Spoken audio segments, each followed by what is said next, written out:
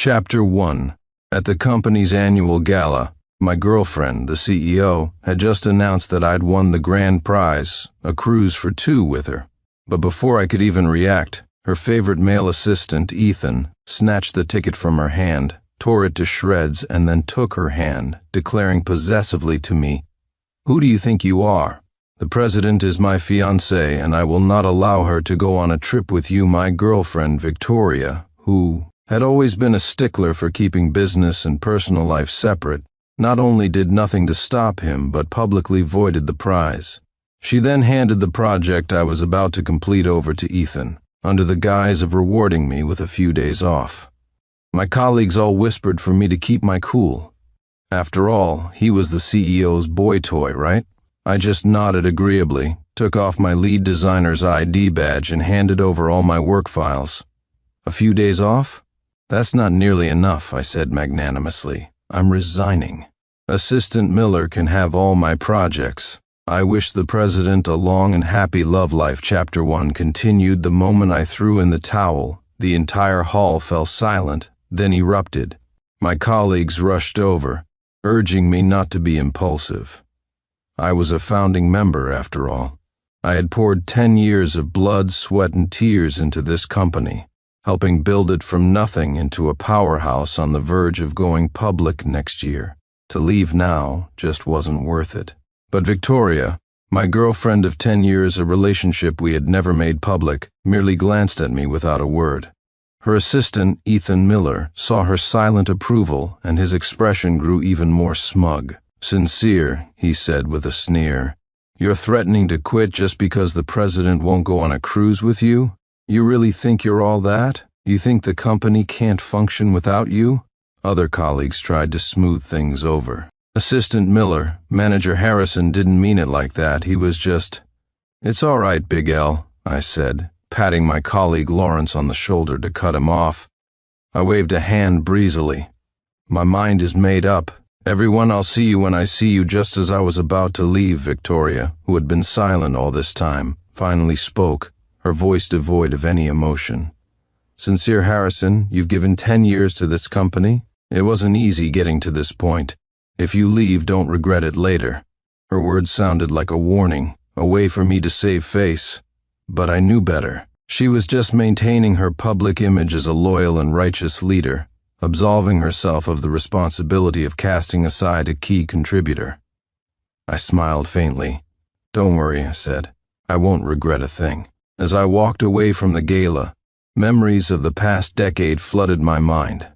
10 years ago, I had helped Victoria build this company from the ground up.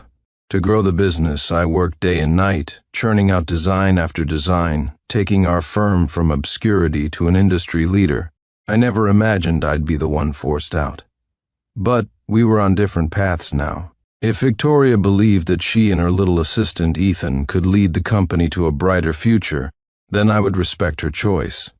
Before leaving the office for good, I went to my desk to pack my things. A single cardboard box and a laptop held 10 years of my life's work. The only thing left on the desk was a small ceramic figurine of a couple. It was a gift from Victoria to celebrate my first major project for the company, back when we were just starting out. I remember working for 3 straight nights to finish the designs. When I handed them to her, she had hugged me, crying. Sincere, she'd wept. "You're killing yourself for me, for this company. When we make it big, you'll be my second in command. This company has no future without you." Well, the company was big now, and I had become redundant. I was about to toss the figurine into the trash when Ethan swaggered over, a triumphant look on his face. "Sincere, still here?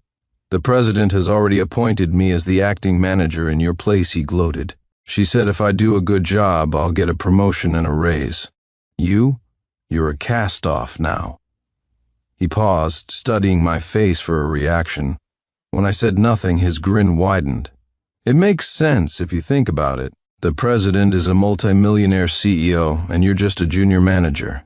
You're not getting any younger, your career has plateaued, and you can't even give her the emotional support she needs. So it was only a matter of time before you were thrown aside, don't you think?" He was doing everything he could to get a rise out of me, but I felt nothing.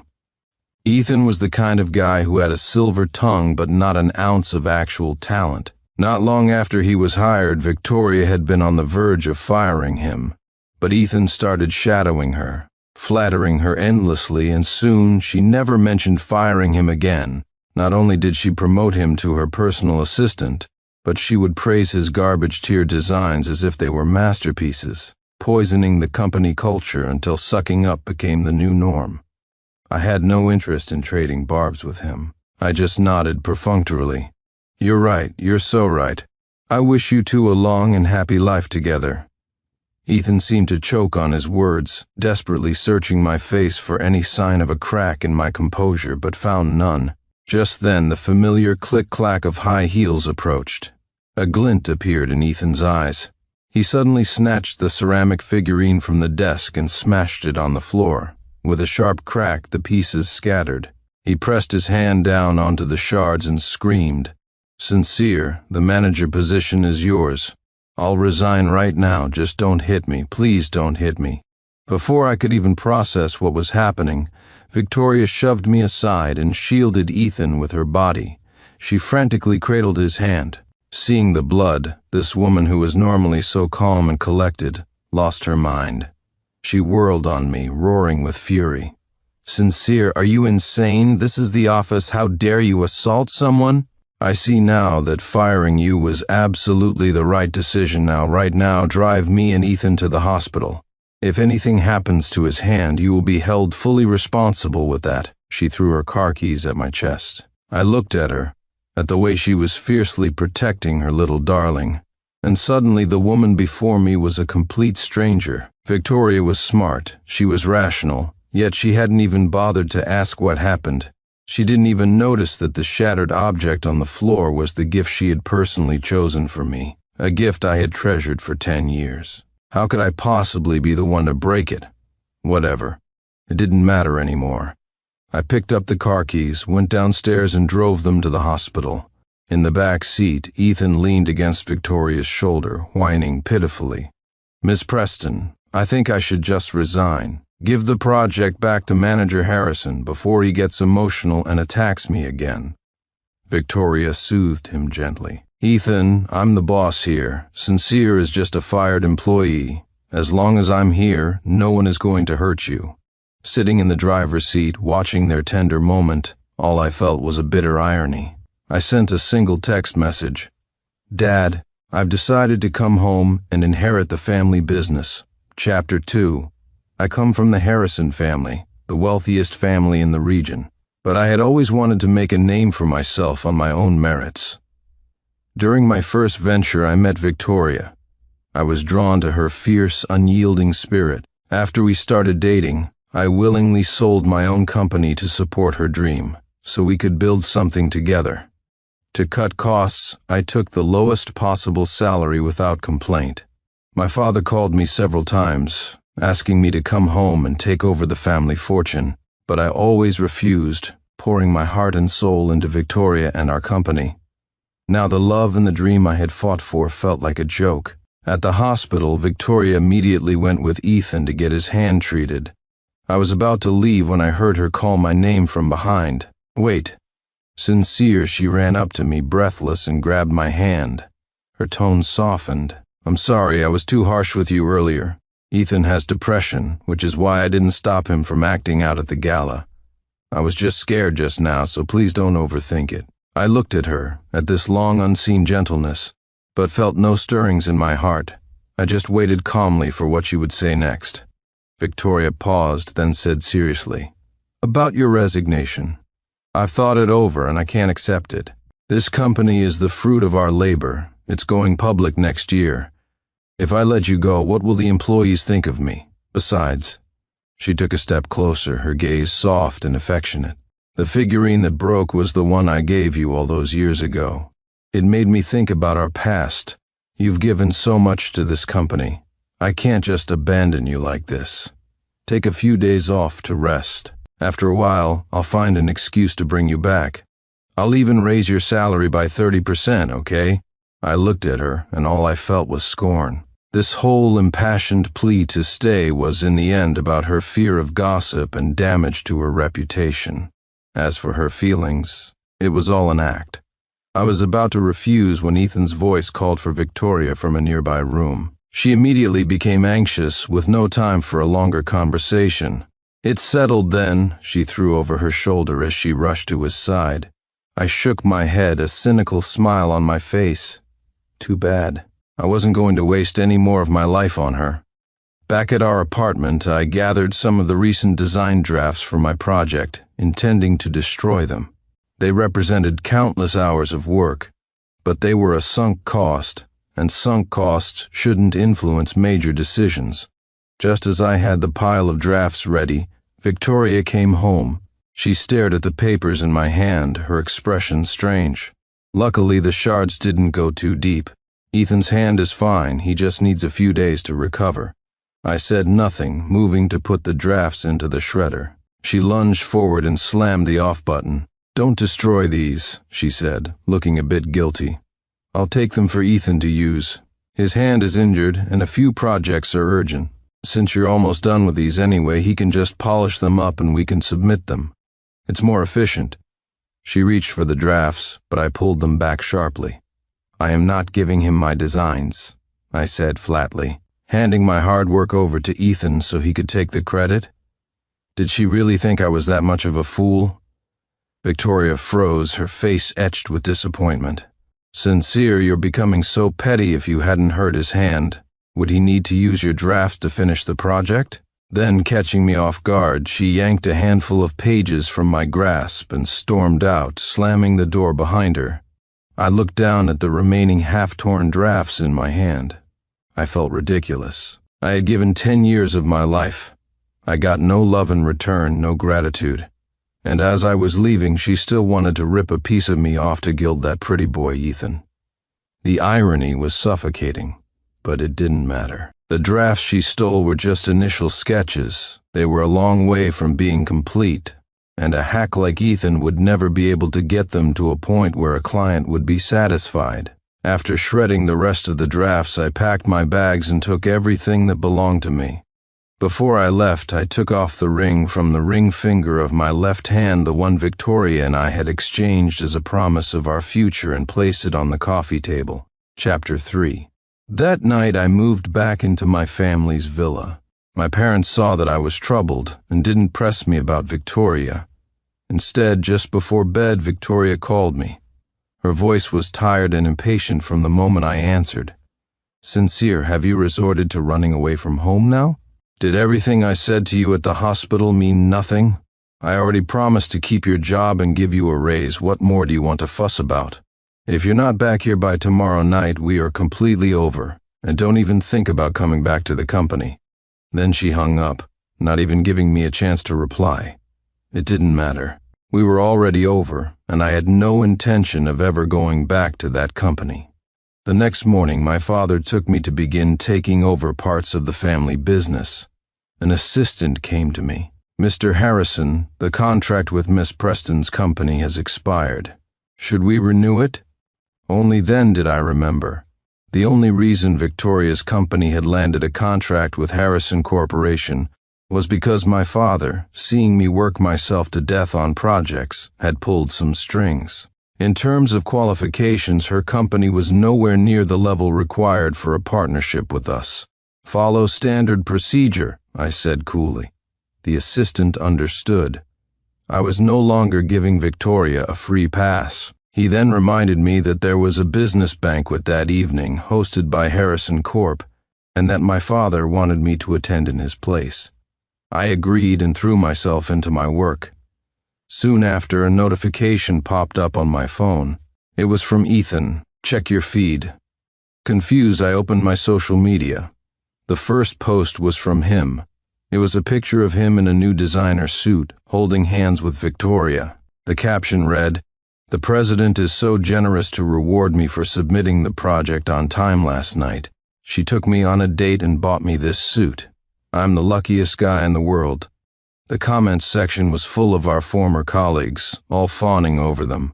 Assistant Miller and the president look so good together, a perfect match.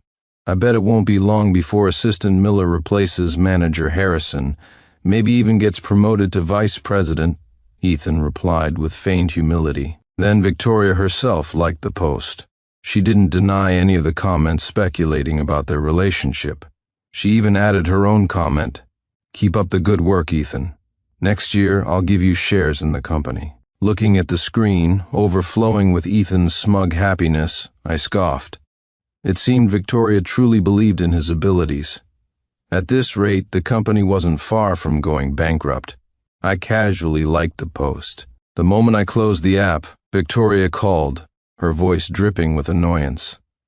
"Why are you liking things like that? You've already quit. Do you have to make the employees misunderstand our relationship? I gave you an out last night. You should have taken it. Don't end up as an unemployed bum with no way to save face." The call ended again. I almost laughed out loud. Never mind that her little company was insignificant next to the Harrison Corporation. If I were to look for a job, countless major corporations would be fighting to hire me. Where did she get this confidence? That evening I arrived at the business banquet as planned. The first thing I saw was Victoria, arm in arm with Ethan, chatting and laughing with some business executives. "Miss Preston, I don't see that manager Harrison who used to be with you," one of them asked. "Oh, him. His work attitude was poor, so I fired him." As she was speaking, Ethan suddenly noticed me and called out in a snide voice, "Sincere, did you follow us here?" Chapter 4. Victoria's face darkened. She strode over to me, displeased. "What are you doing here?" Ethan snorted and immediately added, "Isn't it obvious? He's here to beg for forgiveness. Sincere, the president said you can come back to the company, but only as my assistant. How about it?" I replied blandly. "No, thank you. My status doesn't suit your company." Ethan burst out laughing. "Oh, so now you know your place?" Victoria looked at me impatiently. "We'll talk about work later. For now you should leave," she said coldly. "This banquet is hosted by the Harrison family, the wealthiest family in the region. I heard the Harrison heir himself will be here. Don't cause any trouble." I gave a half smile. "You do your thing, I'll do mine. I don't believe you have the authority to ask me to leave, do you?" Sincere Victoria's face grew colder, her patience completely gone. "Out of respect for our past, I was going to give you a chance, but you just don't know how to appreciate it. I am now officially informing you, we are broken up and the company will never hire you again. Your position will be officially taken over by Ethan Miller." After she said it, a fleeting expression of relief crossed her face. So she had finally said what she really meant. Ethan, standing beside her, looked even more triumphant. He gloated at me. "You really blew it, didn't you? Sincere, you should have quit while you were ahead.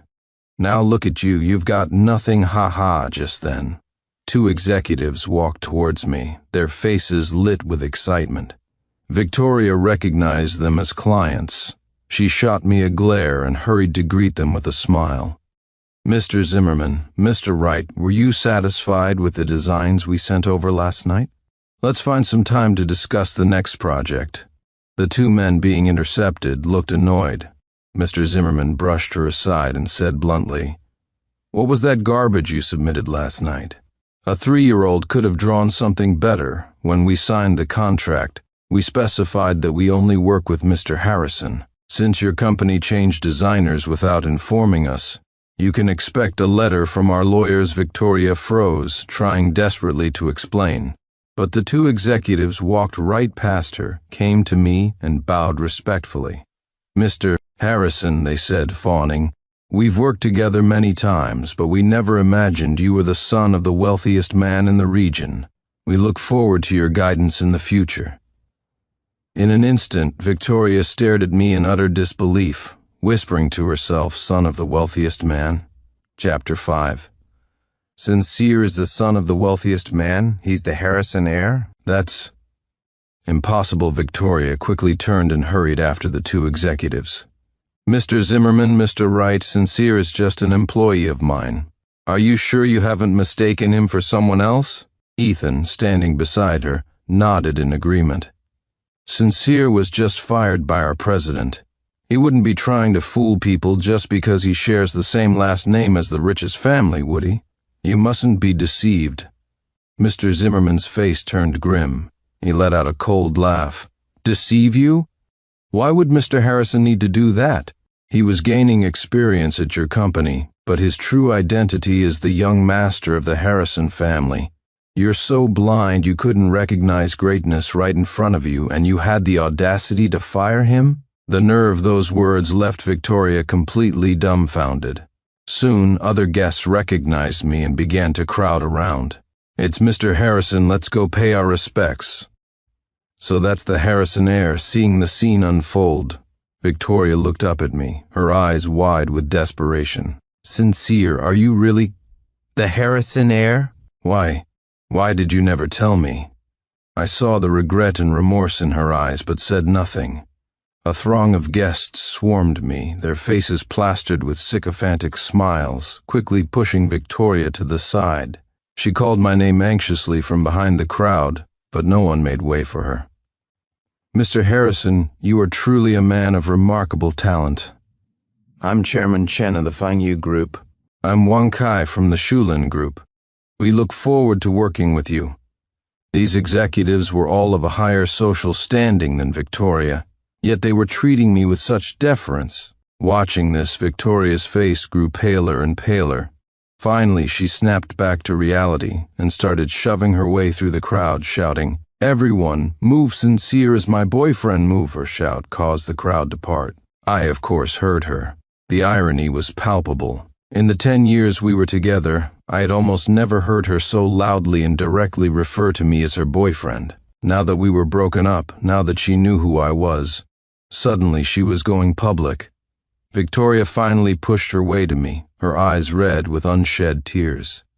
Sincere, Miss Preston, just a moment ago you said it yourself. We've broken up. You fired me. So please don't spread rumors here. It reflects poorly on you.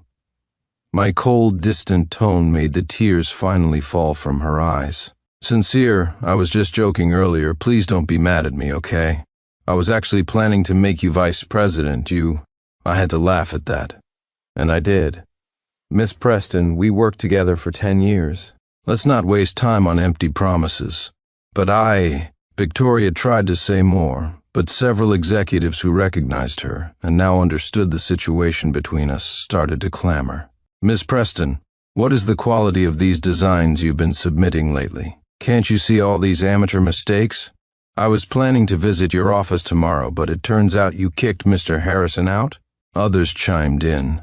Victoria, our project specifically required Mr. Harrison's designs. What were you thinking, firing him? Your company is in breach of contract. Get ready to pay up. That's right, pay up. Chapter 6. The chorus of accusations grew louder, and Victoria became more and more flustered. She shot me a quick glance, and seeing that I had no intention of defending her, she bit her lip and said, "Don't worry, I will get Sincere to finish the designs for you. Just give me 2 days." I frowned. I was standing right here. I hadn't agreed to anything, and she was already making promises. The clients weren't fools. One of them shot back. Miss Preston, who do you think you are? Mr. Harrison was gaining experience before, but now that you've fired him, you think you can just command the son of the richest man in the region to work for you? Have you looked in a mirror lately? Pathetic, these were the same kinds of insults I had endured, while Victoria had stood by and said nothing. Now that the tables had turned, she couldn't take it. Her eyes, red-rimmed, were fixed on me. "If you'll excuse me, I'm going to get some air," I said coolly, and turned to leave. The crowd automatically parted for me.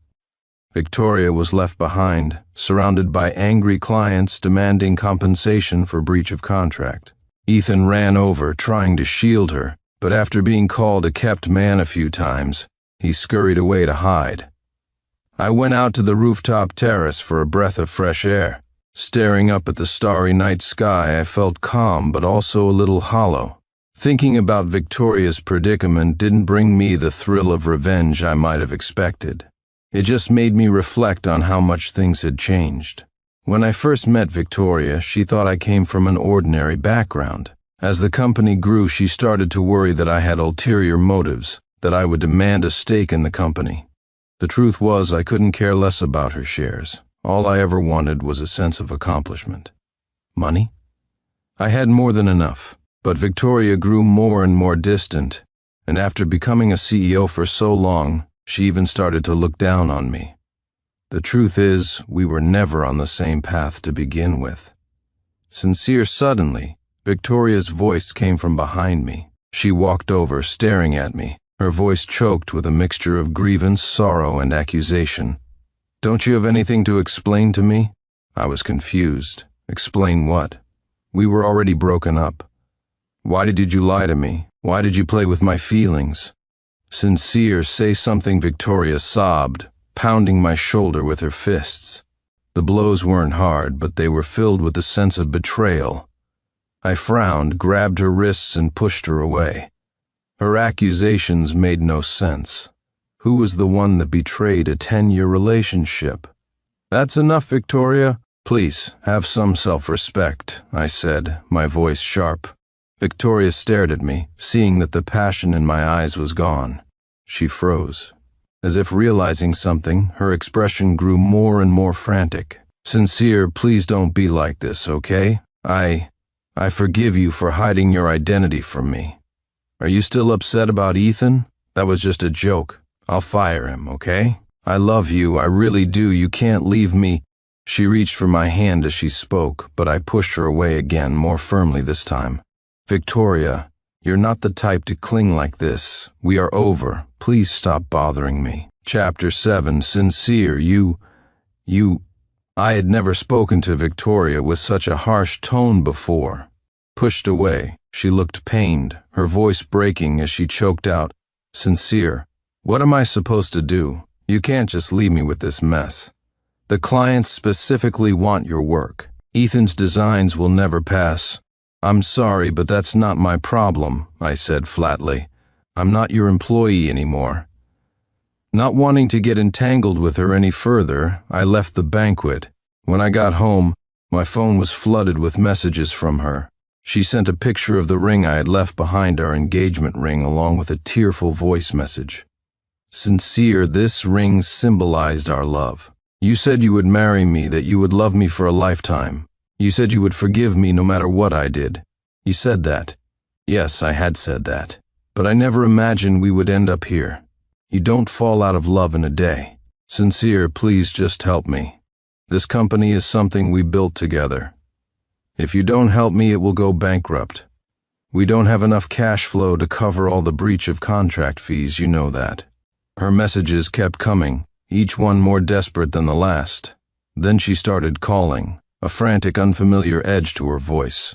Tired of it, I finally answered and said bluntly, "You can have Ethan do the designs. Who knows, if he tries hard enough, his work might even be better than mine."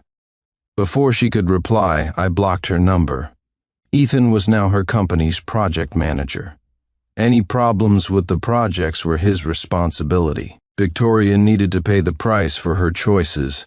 In the following days, Victoria didn't contact me, but I heard plenty of gossip from my old colleagues. "Sincere, you have no idea. The president has been on a rampage lately. My old friend Lawrence texted me. She's forcing us to work overnight, especially Ethan. She made him submit several different proposals for each project, and the clients rejected every single one. A few of us are holding the line, but the legal letters are piling up. Everyone's starting to quit and find new jobs. Today she called Ethan into her office and just ripped into him. Hold on, I'll send you a video." A moment later, a video file arrived. I opened it to the sound of Victoria slamming a stack of papers on Ethan's face. "With this level of skill, you want to be a manager?" She raged. "Look at what the clients are saying about you. All you do is run your mouth, and your work is absolute garbage." Ethan clutched his face, whimpering, "Miss Preston, I don't have enough experience. I'm still young." Young? When Sincere was your age, he was already landing major clients and completing huge projects on his own. "Ethan, you've been with this company for 2 years and haven't improved one bit. If this next design doesn't get approved, you're fired. You're not even half the man." Sincere's Chapter 8. Victoria's face was cold with fury. It was strange to see. When I was still at the company, I was always the one cleaning up his messes. Victoria would just protect Ethan, always saying, "He's still young, he needs more experience." So she knew all along that I was far more capable than him at the same age. She had just chosen to ignore it. Watching the video, I felt a sense of release, as if a weight had been lifted. I texted Lawrence back, "Big L, if you're thinking of jumping ship, let me know." He replied with a string of excited agreements. A week later, Victoria cornered me on the street. She looked exhausted, all her former energy and confidence gone. "Sincere, can we talk?" she pleaded. "I'm begging you." I hesitated for a moment, then agreed. We sat down at a nearby restaurant. Victoria poured her heart out, telling me how the company was in chaos without me. "Sincere, I finally realize how important you are to me," she said. "I admit, I let success go to my head these past few years. I lost sight of myself. Ethan, he's a complete waste. I was wrong about him, and I let him hurt you. I'm sorry, I'm so sorry. But we had 10 years together.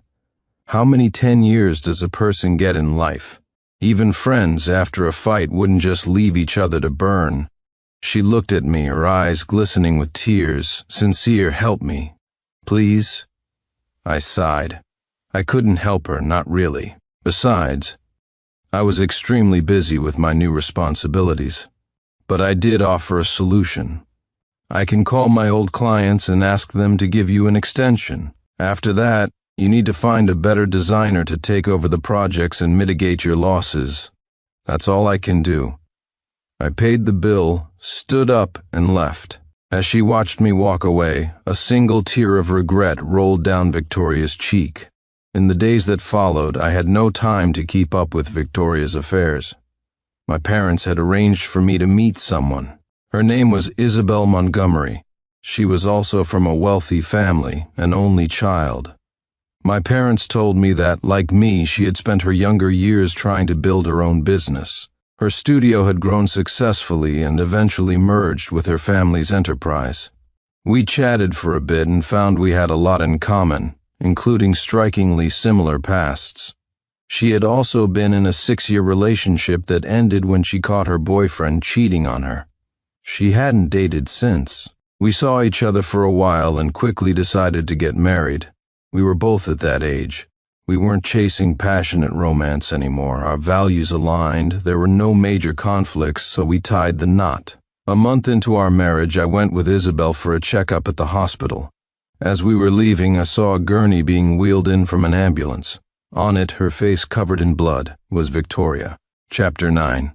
The person with her was Ethan. When he saw me, he lunged, ready to attack. Before I could react, Isabel kicked him, sending him sprawling.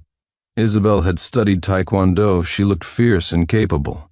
It was the first time I had ever felt protected by my wife. It wasn't a bad feeling. "Who are you?" Isabel demanded coldly. Ethan started wailing. "Sincere, you bastard, you've ruined the president. Today was the court date. She has to pay them $60 million. Right after the verdict, she was hit by a car. This is all your fault." I frowned. I hadn't expected the judgment to come so quickly. But what did it have to do with me? I had already done what I could to help. This was just a tragic accident. I had no desire to argue with him. After confirming that Victoria's injuries weren't life-threatening, I took Isabel's arm and left the hospital, wanting no part in this drama. "Still thinking about your ex-girlfriend?" Isabel teased as we walked out. I smiled and played along. "And what if I am?" The words were barely out of my mouth when her heel came down hard on my foot. I yelped in pain, but she just sniffed and walked on as if nothing had happened. "Don't forget, you're a married man, that woman." I chuckled to myself, not angry at all. Our married life was peaceful and happy. Isabel and I were a power couple, each managing our respective family empires. Soon, I completely took over from my father, becoming the head of Harrison Corporation. In just 2 years, I quadrupled the company's market value. Victoria's company, however, declared bankruptcy and became a laughingstock in the industry.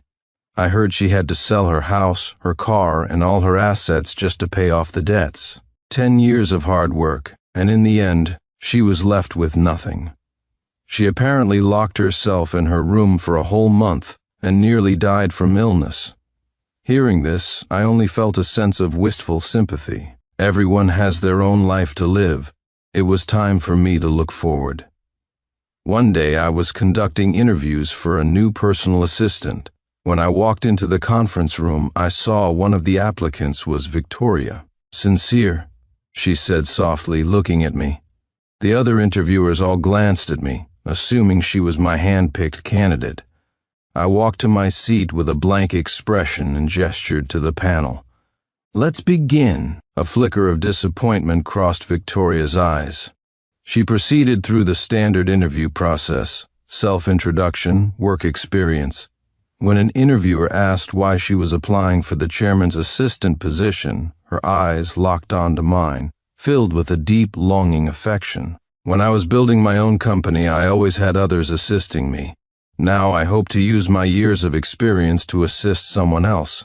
I couldn't help but frown. It was becoming clearer and clearer that she was here for me. But there was no possibility of a future between us.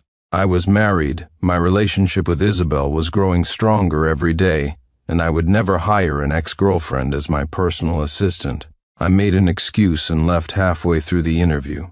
The result was obvious: Victoria was not hired. She tried to see me, but I refused. That evening, she was waiting for me at the office entrance. She looked at me with pleading, pitiful eyes. "Sincere, it's been so long. Are you still not willing to forgive me?" Chapter 10. Ever since we broke up, I haven't spent a single day not regretting it, she continued. "Do you think I was after your status and money? No.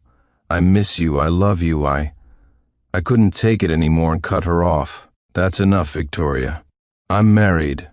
You are not a good fit for my company. Neither your work history nor your experience as an assistant qualifies you for this position. Please stop coming to find me."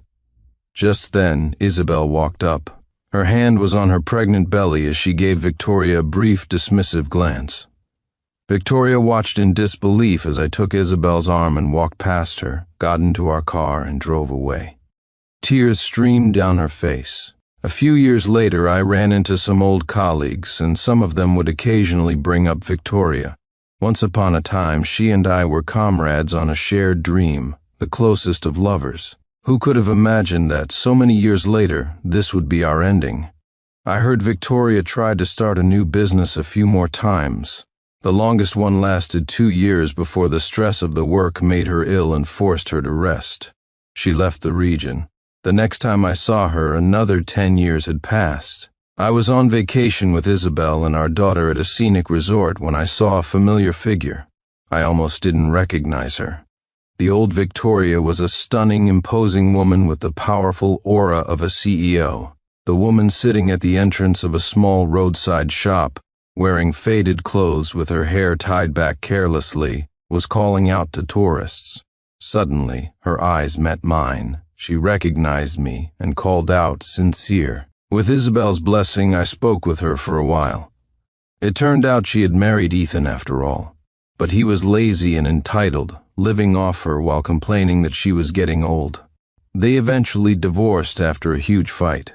After the divorce, Victoria discovered that Ethan had run up massive debts and disappeared. For all she knew, he could be dead or alive. Hounded by creditors, she had fled here to live in solitude. She said that if she could go back in time, she would have given me half the company's shares and married me to start a family. But there are no do-overs in life. "Sincere, I wish you happiness," she said with a smile as we left. It was a bitter, sorrowful smile. Looking at her, I could never have imagined that the vibrant, ambitious girl from all those years ago would choose to live out the rest of her life like this. Life is truly unpredictable. But this is the path each person chooses for themselves. Every step is their own, so no one should speak of regret. The end.